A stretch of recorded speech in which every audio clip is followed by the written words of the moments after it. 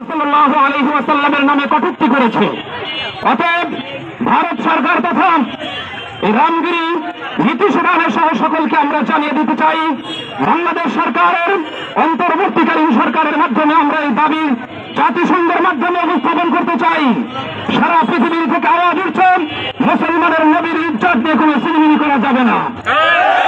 আমরা ওদের তো আহ্বান জানাতে চাই, হে মোদী সরকার, মুসলমান জাতি যদি একবার জাগ্রত হয় তাহলে বাংলাদেশে অবস্থিত হিন্দু রাষ্ট্রের ভারত রাষ্ট্রের যে দূতাবাস রয়েছে, যদি মুসলমান জাগ্রত হয়, যদি ক্ষমা প্রার্থনা না করে, তাহলে ভারতে অবস্থিত বাংলাদেশে অবস্থিত এই ভারতের দূতাবাসের একটা ইটের কোনো ঠিক থাকবে না ইনশাআল্লাহ।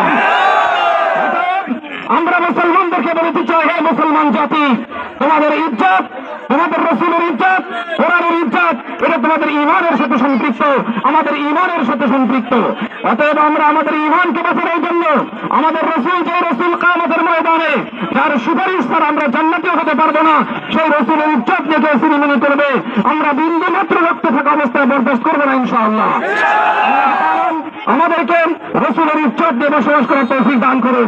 পাশাপাশি কোরআন ও হাদিসের ইজ্জত রক্ষা হারবে না, এই মর্মে যখনই আমাদের সামনে ডাক আসবে, আমরা ইনশাআল্লাহ সকল মানুষজন নিয়ে, আমাদের শুভাকাঙ্ক্ষা নিয়ে আমরা প্রতিবাদ জানাবো, আল্লাহর কাছে দোয়া করবো, আল্লাহ রাব্বুল আলামিন যেন এই সকল বেদাতি, গোস্তাখোর রাসূল এবং শাতিমে রাসূল যারা আল্লাহর রাসূলকে নিয়ে কটাক্ষ করে, আল্লাহ তাআলা এদেরকে ধ্বংস করে দিক।